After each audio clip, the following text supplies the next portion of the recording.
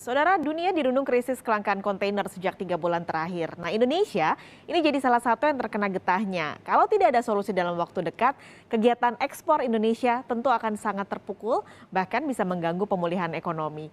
Kontainer saat ini sebenarnya sejak tahun lalu sudah mengalami kelangkaan ya. Jadi ini sudah hampir kurang lebih 1 tahun kondisi belum normal untuk suplai pasok dari kontainer sendiri. Ini adalah mekanisme pasar yang terjadi di dunia container shipping yang menurut saya memang tidak bisa dihindari ya. Artinya ini adalah efek normal karena memang market demand dan supply-nya mengakibatkan kondisi ini. Ini space di kapalnya. Ya, jadi kelangkaan space di kapal dalam beberapa bulan terakhir ini, kegiatan freight di dalam negeri juga mengalami kenaikan. Assalamualaikum warahmatullahi wabarakatuh. Shalom, Om Swastiastu, Namo Buddhaya, salam sejahtera dan salam kebajikan bagi kita semua. Selamat sore kepada hadirin sekalian yang telah hadir pada meeting kali ini. Saya ucapkan terima kasih kepada hadirin sekalian yang telah menyempatkan untuk hadir pada meeting sore ini. Pertama-tama, perkenalkan saya Hilwa selaku moderator yang akan memandu jalannya meeting. Dan untuk meeting kali ini akan dihadiri oleh Bapak Dava selaku Direktur PT Kino Indonesia Tbk, Bapak Farhan selaku perwakilan pemerintah Indonesia, Ibu Tika selaku pemimpin INSA, Bapak Adam selaku perwakilan GPI, Ibu Disa selaku konsumen tetap PT Kino Tbk, dan Ibu Diva selaku perwakilan toko retail dari produk PT Kino. Untuk poin pembahasan meeting pada sore ini adalah tentang keterlambatan pengiriman ekspor akibat ketersediaan kapal yang terbatas. Dan seperti yang kita ketahui dan telah kita rasakan bersama bahwa kejadian ini itu termasuk salah satu akibat adanya pandemi global COVID-19 yang dampaknya dapat kita rasakan dari berbagai sektor. Sebagai pelaku ekonomi, pertama-tama bagaimana yang dirasakan oleh PT Kino Tbk kepada Bapak Dava selaku Direktur Utama PT Kino bisa memaparkan dampak apa yang dirasakan oleh PT Kino. Baik, terima kasih. Di sini saya selaku Direktur dari PT Kino sendiri menyatakan memang hal ini sangat berdampak bagi perusahaan. Pasar ekspor sedang mengalami penurunan secara global. Dan saat ini kami sedang menghadapi kendala kurangnya ketersediaan kapal yang bisa mengangkut produk ekspor. Kapal-kapal yang tersedia tidak akan berangkat jika belum terisi penuh. Seperti halnya kapal milik Korea yang akan terjun di sana jika tidak ada barang yang akan diekspor ke Indonesia. Mereka tidak mungkin menghabiskan waktu dan biayanya untuk datang ke Indonesia tanpa membawa apa-apa. Maka dari itu, kurangnya ketersediaan kapal yang masuk ke Indonesia ini sehingga dapat digunakan untuk barang ekspor keluar. Maka dari itu dengan kelangkaan ini akhirnya dapat berakibat naiknya biaya untuk pengiriman ekspor dan besarnya biaya berbeda-beda tergantung negara tujuan yang dituju oleh barang ekspor tersebut. Begitu.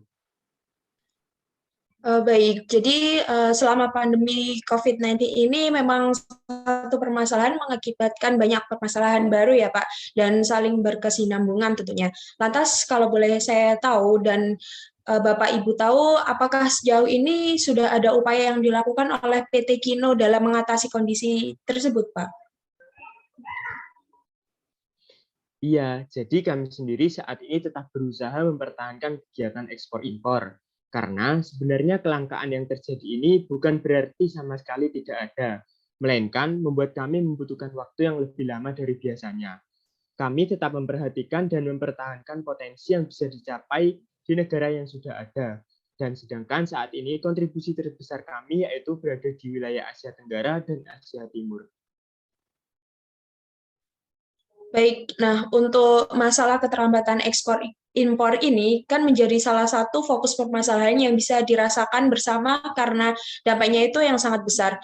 Dari pihak Indonesian National Ship Owners Association sebagai organisasi wadah para pengusaha pelayaran, boleh dijelaskan Ibu bagaimana tanggapan mengenai permasalahan ini?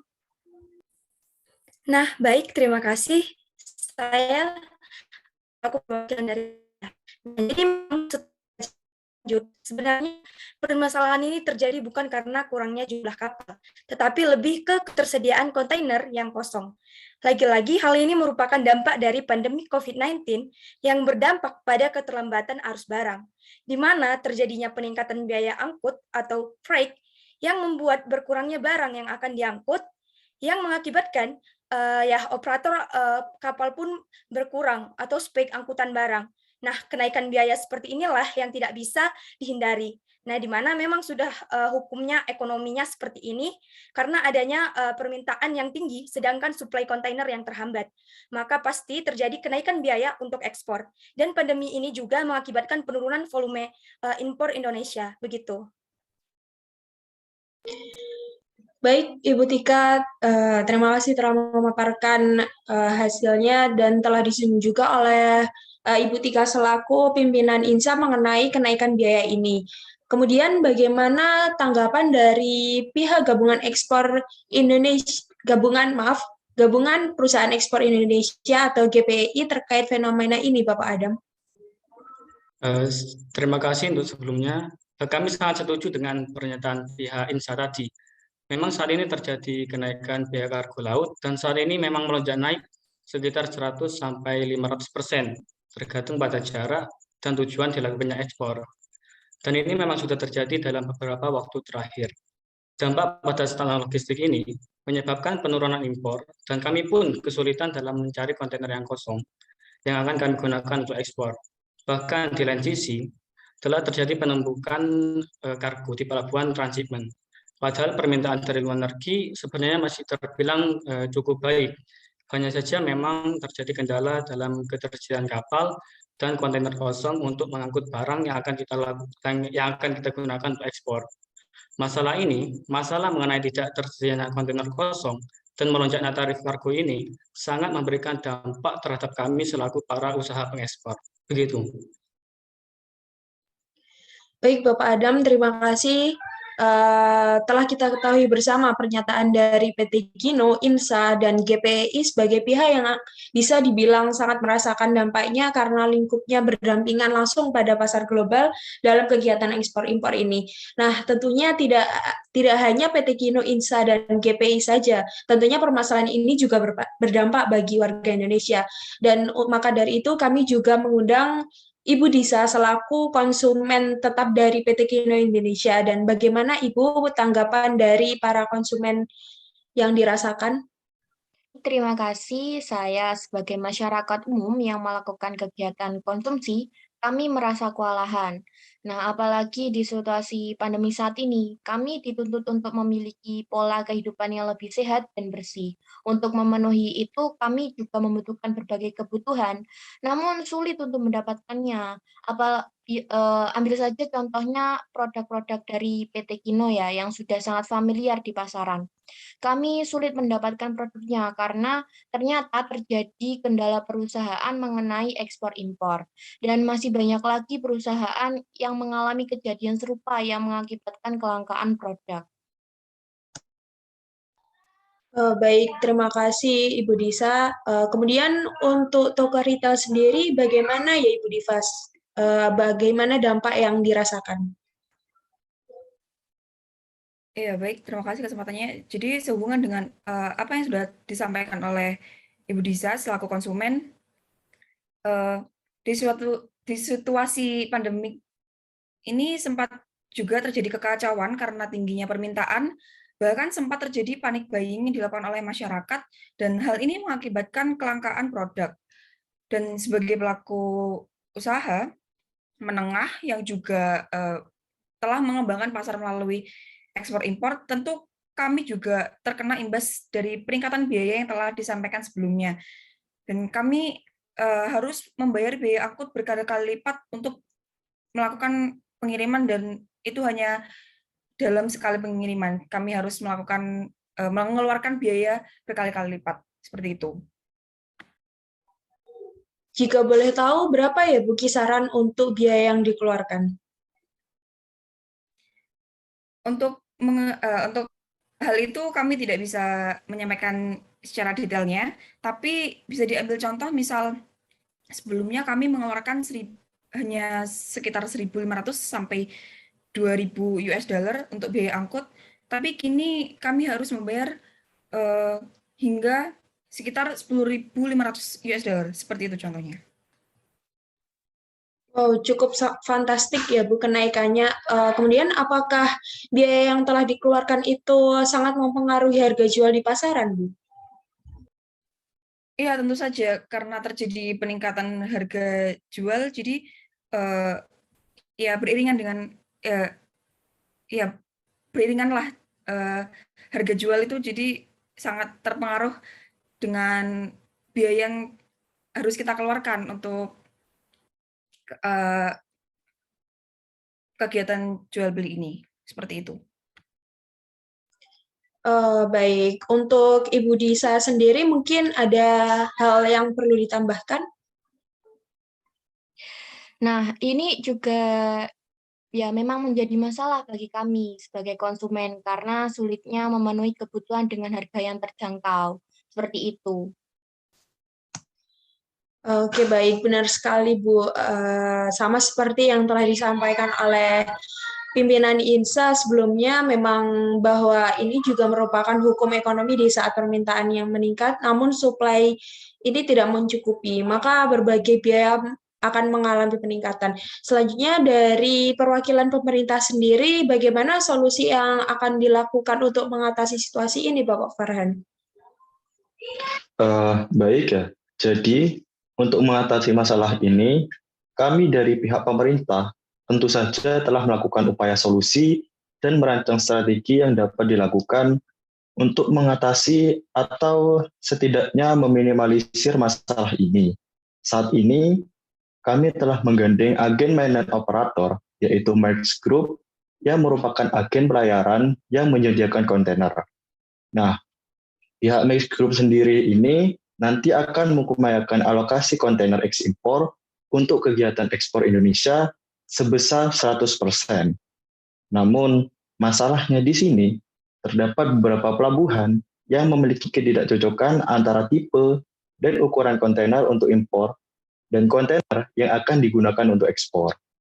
Nah, jadi untuk mengatasi masalah ketidakcocokan tersebut, kami telah memerintahkan pihak mainland operator untuk mendistribusikan kontainer melalui transshipment hub dan memaksimalkan pengangkutan kontainer kosong dari transshipment port. Nah, upaya koordinasi dengan agen penyedia kontainer ini dimaksudkan agar terjadi peningkatan impor yang artinya menambah kontainer yang masuk ke Indonesia. Dan selanjutnya kontainer yang masuk itu akan kami kosongi untuk kemudian bisa diisi dengan barang yang akan diekspor. Dengan begitu, diharapkan kegiatan ekspor-impor ini dapat berjalan seimbang dan berkesinambungan. Begitu. Baik, terima kasih Bapak Farhan. Jadi pemerintah saat ini juga sedang mengupayakan penyediaan kontainer dan akan memanfaatkan kontainer impor yang masuk untuk kegiatan ekspor ya Pak. Apakah ada masukan dari yang lain terkait solusi yang bisa kita lakukan dalam mengatasi situasi ini, Bapak Ibu?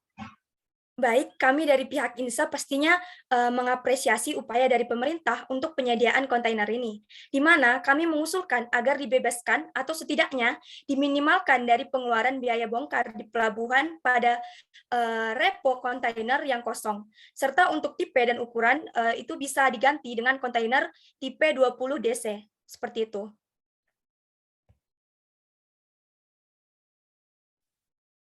Mohon izin kalau boleh saya menambahkan juga, saya sepakat perihal pembebasan biaya bongkar karena memang itu dirasa sangat memberatkan bagi kami di situasi seperti ini, di mana kami sebagai pelaku usaha ya sedang berusaha keras untuk memenuhi permintaan namun tetap menekan biaya pengeluaran agar tidak berlebihan. Seperti itu.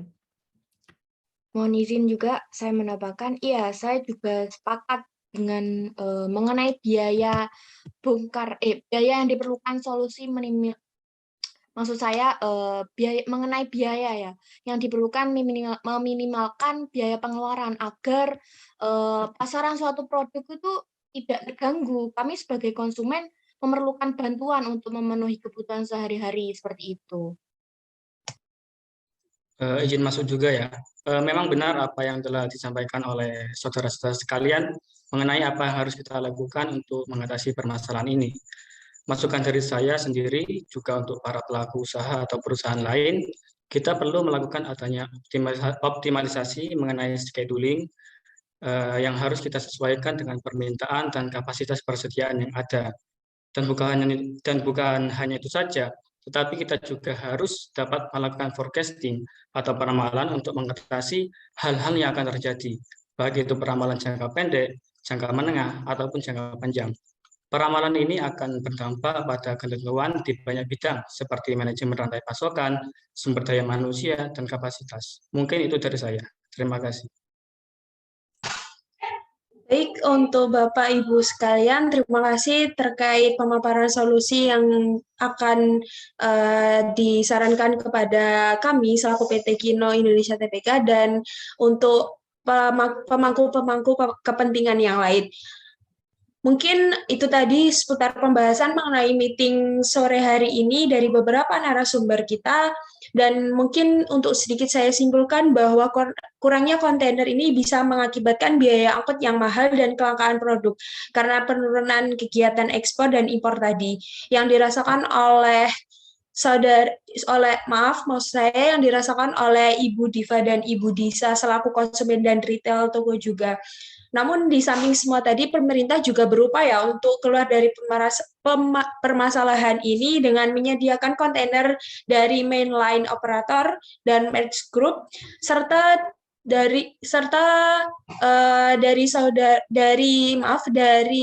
Bapak Adam dan Bapak Dava juga maaf saya Ibu Tika juga turut membantu ya Bapak Ibu mengenai solusi yang bisa diterapkan oleh pemerintah PT Kino sendiri. Semoga permasalahan ini dapat terselesaikan dan PT Kino sendiri juga akan memaksimalkan dan mengoptimalkan terkait scheduling dan forecasting seperti yang Bapak Adam sarankan tadi terkait solusi itu. Semoga semuanya berjalan seperti normal dan berjalan seperti biasanya. Baik, terima kasih untuk meeting sore hari ini bisa diakhiri. Saya ucapkan terima kasih kepada Bapak dan Ibu hadirin sekalian.